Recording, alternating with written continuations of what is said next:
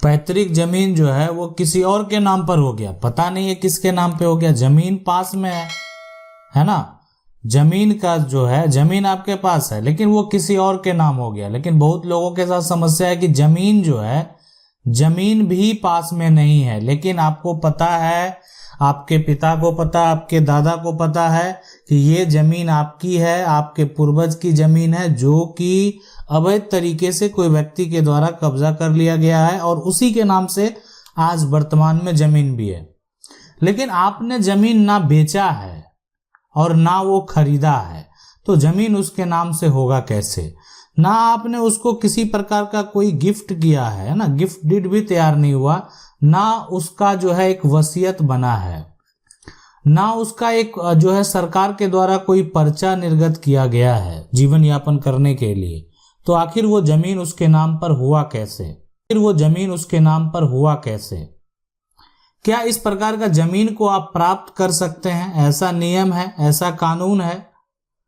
देखें, बिल्कुल प्राप्त कर सकते हैं। जमीन अगर कोई भी व्यक्ति आपकी जमीन पे है तो आप जो है अगर उसके अगेंस्ट कोर्ट जाते हैं, केस फाइल करते हैं, सिविल सूट जो है वो दायर करते हैं, और जब उस व्यक्ति को कोर्ट से नोटिस जाएगा तो उसको जवाब देना पड़ेगा कि आप इस संपत्ति पर जो हैं किस आधार पे हैं, कैसे प्राप्त हुआ ये संपत्ति, कहां से मिला, क्या आप खरीदे हैं, क्या आपको गिफ्ट में मिला है, क्या आपके पास वसीयत है, क्या आपको सरकार के द्वारा जो है बंदोबस्त किया गया है। अगर ऐसा कुछ भी नहीं किया गया है और ऐसा कोई भी अगर जो सरकारी दस्तावेज है वहां पर भी किसी प्रकार का इंफॉर्मेशन दर्ज नहीं है, जमीन जो कब्जा करके बैठा हुआ है अगर किसी प्रकार का इंफॉर्मेशन देने में सक्षम नहीं हुआ तो आपको ये संपत्ति वापस प्राप्त हो जाएगी। ऐसे बहुत सारे मामले हैं जिसका फैसला हुआ है, संपत्ति वापस जो है संपत्ति मालिक को प्राप्त हो। सवाल है कि 1 एकड़ जमीन है जिसका कोई मालिक आता पता नहीं है और जमीन जिसके नाम से है, दोनों इस दुनिया में नहीं है, पिछले कई सालों से खेती कर रहे हैं, क्या ये नाम हो सकता है और क्या प्रक्रिया है? तो देखें, बिल्कुल नाम जो है, आप जमीन को अगर कब्जा किए हुए हैं, कोई दावा करने वाला नहीं है, आपके पास जमीन है, ठीक है, तो दावा करने वाला है ही नहीं तो आप खुद जो है दावा कर सकते हैं और एक पक्ष जो है आप जिसके अगेंस्ट केस फाइल करेंगे उसमें जवाब देने वाला तो कोई होगा नहीं। अगर नहीं होगा तो आपके पक्ष में फैसला होगा, अगर आपके पक्ष में फैसला होगा तो आप उस आधार पर, डिग्री के आधार पर संपत्ति को अपने नाम पर ट्रांसफर करा लेंगे। तो पॉसिबल है, करवा सकते हैं। अगला सवाल है कि छोटे भाई को पिताजी पैतृक जमीन नहीं देना जो है वो चाहते हैं, तो पिताजी के हिसाब से उनके छोटे बेटे के पास जो है ज्यादा प्रॉपर्टी है जो कि आर्मी के नौकरी से जो है कमाई है। पिताजी और बड़े बेटे ने पैतृक जमीन को बड़े बेटे जो है के नाम पर कर दी है, तो क्या हम कोर्ट जा सकते हैं? क्या छोटे बेटे को खुद से कमाई जमीन बड़े भाई को देनी होगी? देखें, ना तो पिता जो है वो पैतृक जमीन किसी एक बेटे को दे सकते हैं। अगर पैतृक संपत्ति है तो वो संपत्ति पिता जो है एक बेटे को नहीं दे सकते, एक बेटा जो है ना उसको नहीं दे सकते।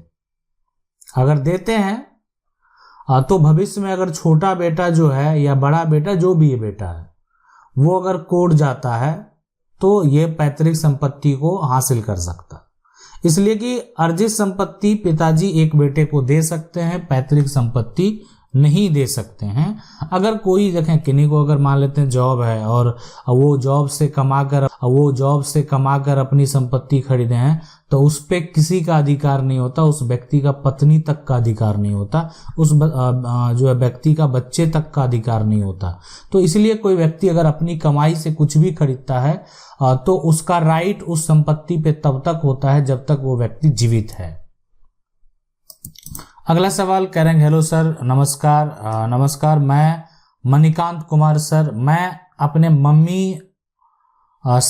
मम्मी और मौसी दोनों से हिस्सा के जमीन जो कि मेरी नानी से मिला था उसे अपने नाम रजिस्ट्री करवा लिया। चकबंदी से परमिशन लेके और उस जमीन पर मेरी मम्मी का दखल कब्ज है, ठीक है, और मैं दाखिल खारिज का आवेदन दिया तो जिसे मेरी मौसी आपत्ति लगा दी, ठीक है, तो क्या होगा? देखें, अगर मौसी के द्वारा आपत्ति लगा दिया गया है, अब दोनों का हिस्सा है ना, आपको नानी से मिला था लेकिन मान लेते हैं कि मम्मी है और मौसी है, दोनों का हक है। आपने सबसे पहले अपने नाम पर अगर रजिस्ट्री करवाया है, जो है रजिस्ट्री जो करने वाले कौन है? मम्मी है ना, या मामी होंगे, या अगर नानी किए होंगे, मतलब जो जिनका अधिकार है वही रजिस्ट्री कर सकते हैं। अब अगर मान लेते हैं आपकी मम्मी कर दिया, उसमें आपकी मौसी का भी हिस्सा है, तो अगर वो आपत्ति दर्ज किए हैं तो आपका दाखिल खारिज रिजेक्ट हो जाएगा, तो फिर समस्या उत्पन्न हो सकता है। तो इसीलिए अगर मान लेते हैं ठीक है, आपने रजिस्ट्री करवा लिया है और उसमें अगर मान लेते हैं मौसी का हिस्सा है, तो अभी तो दाखिल खारिज रिजेक्ट होगा, मौसी आगे भविष्य में अगर कोर्ट जाती है तो अपना हक जो है वो प्राप्त कर सकती है। लेकिन आपने जो रजिस्ट्री करवाया उसके अलावा भी कोई और संपत्ति है जो कि आप मौसी को दे सकते हैं, ताकि जो है वो हिस्सा बराबर हो सके, इसी प्रकार का जो है समस्या उत्पन्न ना हो, तो ये पॉसिबल है। अगर मामला कोर्ट में भी जाता है तो भी आपको दिक्कत नहीं होगा। सवाल है सर, मेरे घर के पास सड़क बन रही है और मेरा घर जो है टूट रहा है, जो कि सड़क का ठेकेदार बोलता है कि घर को तोड़िए, लेकिन सरकार से कोई नोटिस एक बार भी नहीं आया और बोलते हैं कि प्रशासन जो है लाएंगे, घर को तोड़ देंगे, मुझे क्या करना चाहिए? देखें, आप सबसे पहले जो है ना, इसका शिकायत जो है आप जो है एसडीएम के पास करें, सब इसलिए कि सड़क बनाया जा रहा है। अगर वो सरकारी जमीन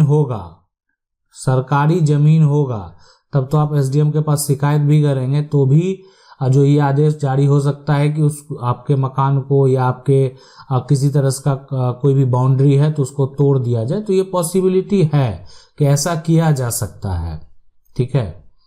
लेकिन अगर वो सरकारी नहीं, आपकी निजी जमीन है, तो उसको कोई नहीं तोड़ सकता, उसमें कुछ भी नहीं होगा। आपकी जमीन है, किसी को अधिकार नहीं है। आप जब तक जमीन देंगे आपको मुआवजा प्राप्त होगा तो देंगे, तो वो जो है रोड बनाया जा सकता है अगर तोड़ के, लेकिन बिना मुआवजा का, बिना नोटिस का, बिना भूमि अधिग्रहण के नियम का जो है आप अगर जमीन देते हैं तो आप फंस सकते हैं। इसलिए आप उसके खिलाफ एक्शन जरूर लें अगर वो जमीन सरकारी नहीं है तो।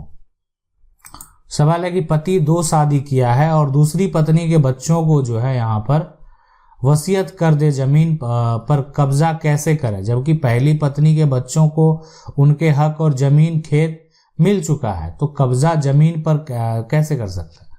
देखें, सबसे पहले ठीक है, 2 अगर शादी किया है और दूसरी जो पत्नी है और उसके जो बच्चे हैं, अगर उसके नाम जो है वसीयत अगर कर दिया जा रहा है, तो सबसे पहले अगर जमीन पैतृक है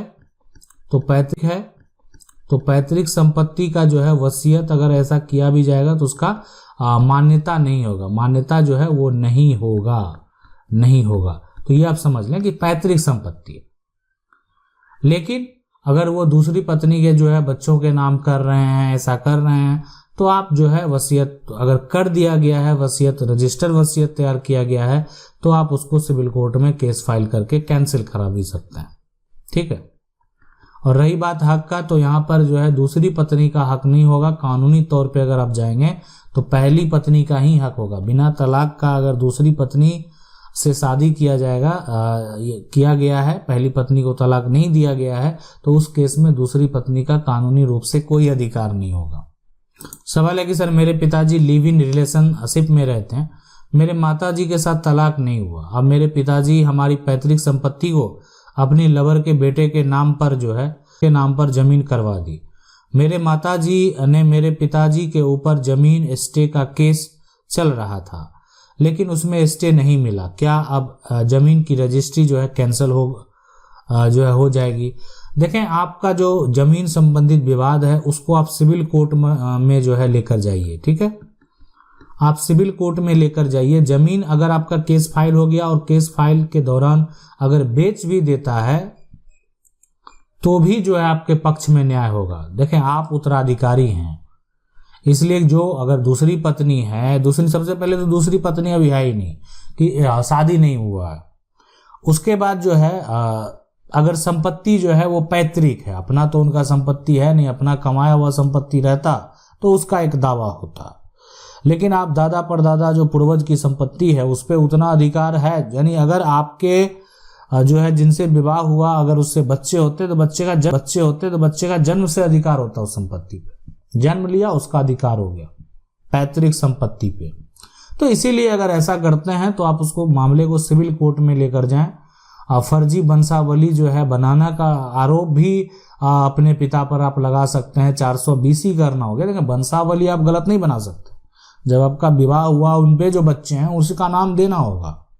अगर मान लेते हैं पत्नी का तलाक ही हो जाता है तो भी आपको वो बच्चा जो है वो आपके वंश का ही है और आपके वंशावली में ही आएगा और आपके संपत्ति का उत्तराधिकारी भी होगा। इसलिए ठीक है, पत्नी को आप तलाक दे दिए, पत्नी को तलाक दिए तो आप जीवन भर उसको खर्च भी दीजिए, इसलिए कि जो कोर्ट में फैसला होगा गुजारा भत्ता का तो वो तो देना ही होगा। सवाल है सर, छोटा भाई के नाम से खतियान है, 40 वर्ष हो गया, क्या उस खतियान में बड़ा भाई का हक होगा? छोटा भाई के नाम से खतियान हो या बड़ा भाई के नाम से खतियान हो, संपत्ति जो है वो पूर्वज का है, यानी पूर्वज से चला आया संपत्ति है, तो उस पे किसी का भी दावा जो होगा वो गलत होगा। इस पे सभी का अधिकार होगा, सभी का समान अधिकार होगा। ठीक है, तो इसीलिए कानूनी तौर पे जो है बिल्कुल आप जो है फिलहाल अभी जिसके नाम से खतियान है उसी के उत्तराधिकारी का हक होगा। तो अगर आप जो है ये आपके पूर्वज की जमीन है जो कि मान लेते हैं छोटा भाई के नाम से खतियान बन गया या बड़ा भाई के नाम से खतियान बन गया, तो आप क्या कर सकते हैं, आप जो है सिविल कोर्ट में केस फाइल करके जो है इसको सुधार करवा सकते हैं। आगे फिर जो है जब ये सुधार हो जाएगा तो आने वाले समय में फिर जो नया खतियान बना जाएगा तो आप अगर जीवित रहेंगे तो ठीक है, नहीं तो आपके जो उत्तराधिकारी होंगे उनका नाम दर्ज किया जाएगा। आशा करते हैं वीडियो अच्छा लगा होगा। वीडियो को लाइक जरूर कर दें। चैनल को पहली बार देख रहे हैं सब्सक्राइब करके जो बेल आइकन